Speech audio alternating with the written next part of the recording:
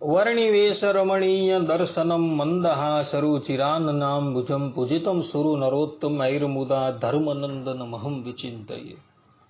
असतो मा षड्गमय तमसो मा ज्योतिर्गमय मृत्युर्मा अमृतम गमय।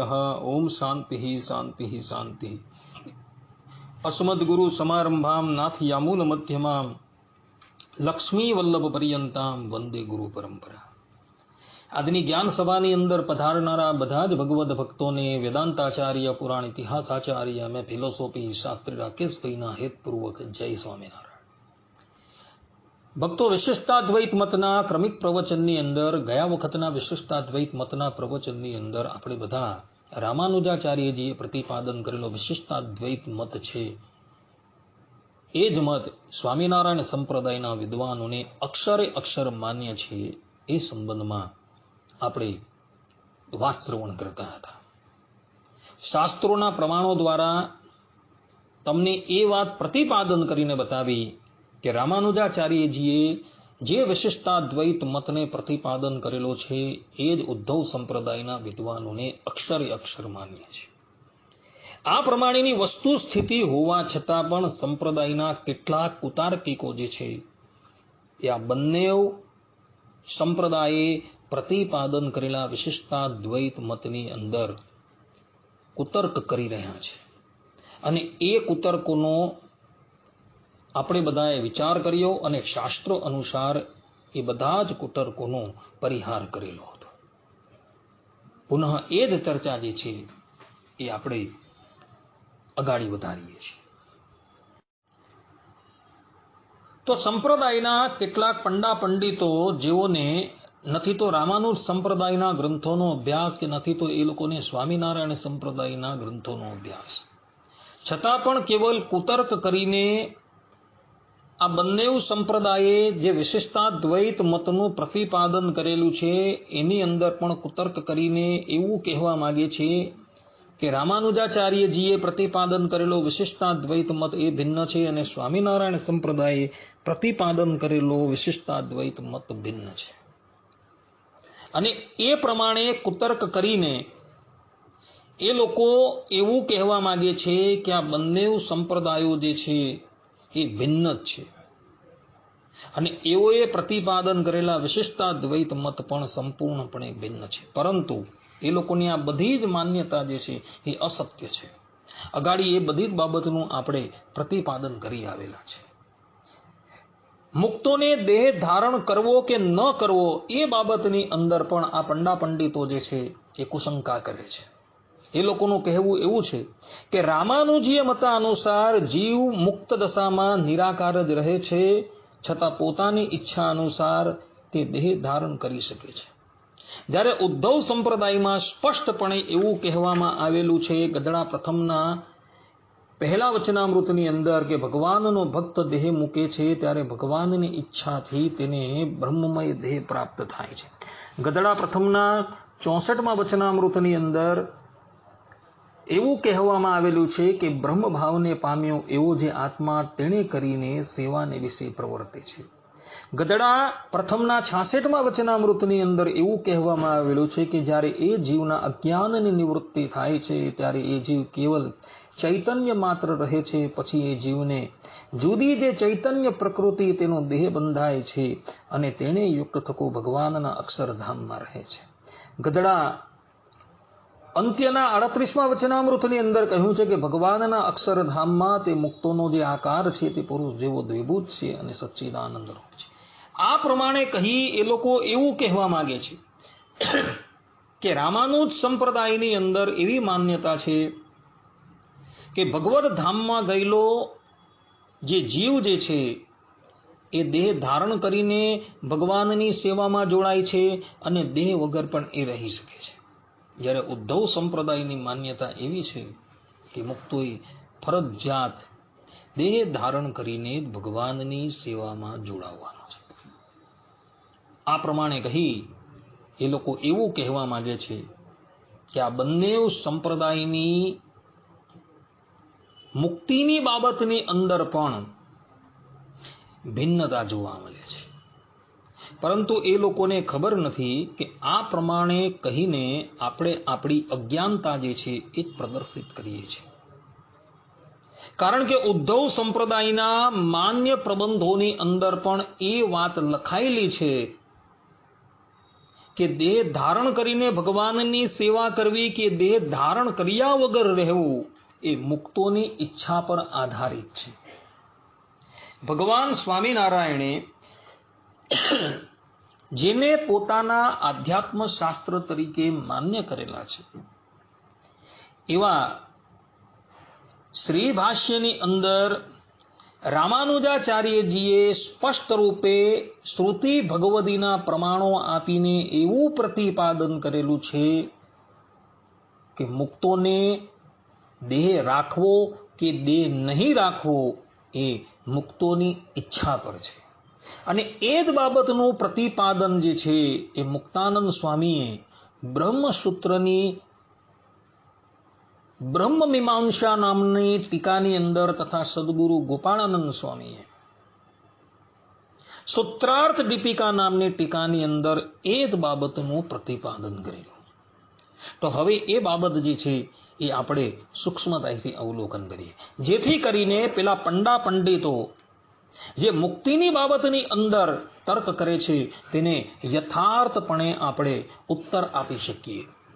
જેમ કે બ્રહ્મસૂત્ર 4.4.10 અંદર ભગવાન વેદવ્યાસજી બાદરી ઋષિના મતને ઉદ્ધૃત કરતા તકા પોતે કહે છે અભાવમ બાદરીર રાહહિ એવમ, અર્થાત કે બદ્રી ઋષિની માન્યતા એવી છે કે બ્રહ્મધામમાં ગયેલો જે જીવાત્મા જે છે એ શરીર રહિત જ રહે છે.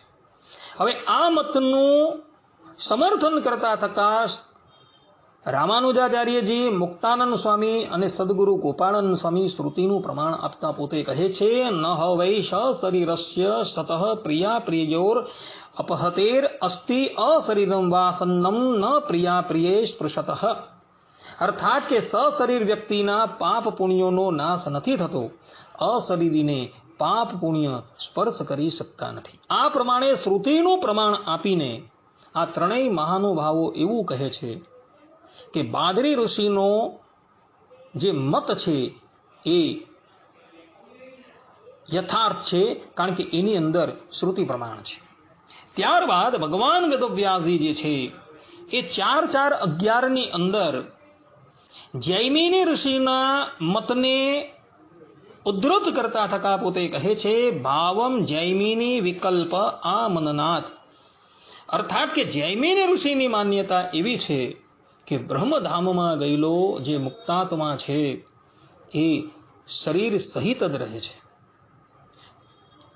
આચાર્ય રામાનુજ, મુક્તાનંદ સ્વામી અને ગોપાળાનંદ સ્વામી આ સૂત્રના ભાષ્યની અંદર શ્રુતિનું પ્રમાણ આપતા એવું કહે છે કે આ મત જે છે એ પણ યોગ્ય છે, કારણ કે શ્રુતિની અંદર એવા વચનો જોવા મળે છે કે બ્રહ્મધામમાં ગયેલો જે જીવાત્મા જે છે એ શરીર સહિત રહે છે. જેમ કે શ્રુતિ કહે છે સ એકતા ભવતી ત્રિધા ભવતી પંચધા સપ્તધા, અર્થાત કે તે એક છે, 3 હોય છે, 5, 7 હોય છે. અર્થાત કે મુક્તાત્મા જે છે એ સંકલ્પ માત્રથી 1 રૂપે, 2 રૂપે, 3 રૂપે, 5 રૂપે, 7 રૂપે એમ અનેક રૂપે રહી શકે છે. આ પ્રમાણે આ ત્રણેય મહાનુભાવોએ એવું પ્રતિપાદન કરેલું છે કે જૈમિની ઋષિનો મત જે છે એ પણ યથાર્થ છે, કારણ કે શ્રુતિ ભગવદી જે છે એ આ મતનું પણ સમર્થન કરે છે. હવે એક એવું કહે છે, અર્થાત કે બાદરી ઋષિ એવું કહે છે કે બ્રહ્મધામમાં ગયેલો જે જીવાત્મા જે છે એ શરીર રહિત રહે છે, કારણ કે એની અંદર શ્રુતિ પ્રમાણ છે. જૈમિની ઋષિનો મત એવો છે કે બ્રહ્મધામમાં ગયેલો જે જીવાત્મા જે છે એ શરીર સાથે રહે છે, કારણ કે એની અંદર શ્રુતિ ભગવદી પ્રમાણ છે. તો આ બંનેમાંથી કોનો મત સત્ય ગણવો? તો એની સામું ભગવાન વેદવ્યાસજી જે છે એ પોતાનો અભિપ્રાય રજૂ કરતા થતા પોતે કહી રહ્યા છે કે દ્વાદશાહદ ઉભયમ બાદરાયણો અતઃ, અર્થાત કે ભગવાન વેદવ્યાસજીની માન્યતા એવી છે કે જૈમિની ઋષિની માન્યતા પણ સત્ય છે અને બાદરી ઋષિની માન્યતા જે છે એ પણ સત્ય છે. કારણ કે બ્રહ્મધામમાં ગયેલા જે જીવાત્મા જે છે એ જીવાત્મા સશરીર પણ રહે છે અને અશરીર પણ રહે છે. આ સૂત્રના ભાષ્યની અંદર રામાનુજાચાર્યજી, મુક્તાનંદ સ્વામી અને સદગુરુ ગોપાળાનંદ સ્વામી પોતે લખી રહ્યા છે, સંકલ્પાત એવ ઇત્યેતદ અતઃ શબ્દેન પરામૃશ્યતે અતએવ સંકલ્પાત ઉભયમ વેદ સશરીરમ અશરીરમ ચ મુક્તમ ભગવાન બાદરાયણો મન્યતે. અર્થાત કે ભગવાન બાદરાયણનો મત એવો છે કે મુક્તાત્મા સંકલ્પથી સશરીર અને અશરીર થાય છે. બંનેને પ્રમાણિત કરવાવાળી શ્રુતિઓ જોવા મળે છે. આ પ્રમાણે જૈમિનીનો મત જે છે એ પણ સત્ય છે અને બાદરી ઋષિનો મત જે છે એ પણ સત્ય છે. કારણ કે બંને મતોને પ્રમાણિત કરવાને અર્થે શ્રુતિ જે છે એ જોવા મળે છે. એટલે બંને મતોની અંદર શ્રુતિ જે છે એ પ્રમાણરૂપ છે. એટલે બંને આચાર્યોએ જે પણ કહેલું છે એ વાત સત્ય છે. મુક્તોની ઈચ્છાની ઉપર એ વસ્તુ આધારિત રાખે છે કે એણે સશરીર રહેવું કે અશરીર રહેવું. મુક્તાત્મા એવું ઈચ્છે કે મારે શરીર ધારણ કરીને ભગવાનની સેવા કરવી છે તો એ શરીર ધારણ કરીને ભગવાનની સેવા કરે છે. અને એના મનની અંદર એવી ઈચ્છા થાય કે મારે શરીર રહિત રહીને ભગવાનના સુખનો અનુભવ કરવો છે તો એ શરીર રહિત રહીને પણ ભગવાનના સુખનો અનુભવ કરી શકે છે. આની અંદર મુક્તાત્માની ઈચ્છા જે છે એ જ પ્રધાન છે એવું ભગવાન વેદવ્યાસજી 4-4-12 સૂત્રની અંદર પોતે કહી રહ્યા છે. કહેવાનું તાત્પર્ય એ કે જૈમિની ઋષિની માન્યતા પણ સત્ય છે અને બાદરી ઋષિની માન્યતા જે છે એ પણ સત્ય છે. કારણ કે શ્રુતિ જે છે એ બંને મતોને પ્રમાણિત કરે છે. એટલે ભગવાન વેદવ્યાસજી જે છે એ એવું કહી રહ્યા છે કે બંનેના મતો જે છે એ સત્ય છે. બ્રહ્મધામમાં ગયેલો જે જીવાત્મા જે છે એ જીવાત્મા પર આધારિત છે કે મારે શરીર સહિત ભગવાનની સેવા કરવી કે શરીર રહિત રહીને ભગવાનના સુખનો અનુભવ કરવો, એ જીવાત્માની ઉપર આધારિત છે. ભગવાન વેદવ્યાસજીએ 4-4-12 અંદર દ્વાદશાહવદ ઉભયમ બાદરાયણો અતઃ આ પ્રમાણે સૂત્ર લખીને આ બંને આચાર્યના મતને માન્ય કર્યા. આચાર્ય રામાનુજ, મુક્તાનંદ સ્વામી અને સદગુરુ ગોપાળાનંદ સ્વામીએ પણ એ વાતનું સમર્થન કર્યું કે બ્રહ્મધામમાં ગયેલો જે જીવાત્મા જે છે એ સશરીર પણ રહી શકે છે અને અશરીર પણ રહી શકે છે. એ મુક્તાત્માની ઈચ્છા પર આધારિત છે. પરંતુ સદગુરુ ગોપાળાનંદ સ્વામી અને સદગુરુ મુક્તાનંદ સ્વામી આ સૂત્રની બીજી પણ એક વ્યાખ્યા કરે છે. બંને મહાનુભાવે પોતાના પૂર્વાચાર્ય રામાનુજના મતને તો માન્ય કર્યો જ, પરંતુ સાથે સાથે આ બંને મહાત્માઓ જે છે એ આ સૂત્રની બીજી પણ એક વ્યાખ્યા જે છે આપે છે. આ બંને મહાત્માઓ પોતાના બ્રહ્મસૂત્રની ટીકાની અંદર લખે છે, તત્રા શરીરત્વમ પ્રાકૃત શરીર નિષેધતયા અવગંતવ્યમ સશરીરત્વમ ચ દિવ્યા પ્રાકૃતા વિનાશી શરીર સહિતતયા બોધ્યમ ઇતિ ભગવાન બાદરાયણો મન્યતે. અર્થાત મુક્તાનંદ સ્વામી અને સદગુરુ ગોપાળાનંદ સ્વામી પોતે કહી રહ્યા છે કે મુક્તાત્માને શરીર રહિતપણું તથા શરીર સહિતપણું સાંભળવામાં આવે છે, માટે પ્રાકૃત શરીરના નિષેધ પરત્વે શરીર રહિતપણું સમજવું અને દિવ્ય અપ્રાકૃત અવિનાશી શરીરથી યુક્તપણે શરીર સહિતપણું સમજવું. એટલે આ બંને મહાનુભાવો એવું કહે છે કે બાદરી ઋષિ એવું કહી રહ્યા છે કે બ્રહ્મધામની અંદર ગયેલો જે જીવાત્મા જે છે એ શરીર રહિત રહે છે. ત્યાં એવું સમજવાનું છે કે એ પ્રાકૃત શરીરથી રહિત રહે છે. અને જૈમિની ઋષિ એવું કહી રહ્યા છે કે બ્રહ્મધામમાં ગયેલો જે જીવાત્મા જે છે એ શરીર સહિત રહે છે. ત્યાં એવું સમજવાનું છે કે બ્રહ્મધામમાં ગયેલો એ જ જીવાત્મા જે છે એ દિવ્ય શરીરથી યુક્ત રહે છે. આ પ્રમાણે ભગવાન વેદવ્યાસજીનું મત છે. આ પ્રમાણે એક વિશિષ્ટ વ્યાખ્યા જે છે એ આ બંને મહાનુભાવોએ અહીંયા આપેલી છે. એટલે જે પેલા પંડા પંડિતો એવું કહી રહ્યા હતા, અર્થાત કે કોરા તર્ક કરીને એવું કહી રહ્યા હતા કે રામાનુજાચાર્યજીની માન્યતા એવી છે કે બ્રહ્મધામમાં ગયેલો જે જીવાત્મા જે છે એ સશરીર પણ રહી શકે છે અને અશરીર પણ રહી શકે છે.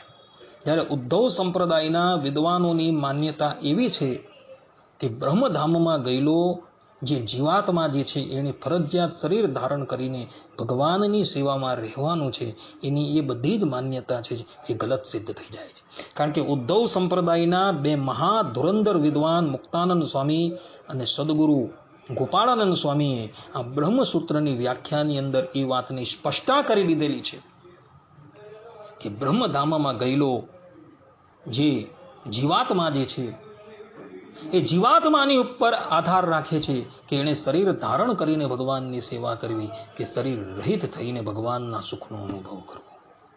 એટલે મુક્તાનંદ સ્વામી અને ગોપાળાનંદ સ્વામી એ પોતાના પૂર્વાચાર્ય રામાનુજના જ મતને અનુસરેલા છે. એટલે જે પેલા પંડા પંડિતો જે છે એ આ બંને સંપ્રદાયની જે આ માન્યતા વચ્ચે ભેદ બતલાવતા હતા તેની બધી જ માન્યતાનું અહીં ખંડન થઈ જાય છે. એના મતને કોઈ પણ જાતનો અવકાશ રહેતો નથી. આ પ્રમાણે શાસ્ત્રોનું અધ્યયન કર્યા વગર જેમ તેમ બોલવું અને કોરા તર્ક લગાવીને આ બંને સંપ્રદાયની રીતભાત અને એનો મત ભિન્ન બતાવવો એ યોગ્ય નથી. માટે હું શ્રોતાગણોને ખાસ નમ્ર અપીલ કરું છું કે આવા પંડા પંડિતોની કોઈ પણ વાત જે છે એ ક્યારેય માન્ય રાખતા નથી.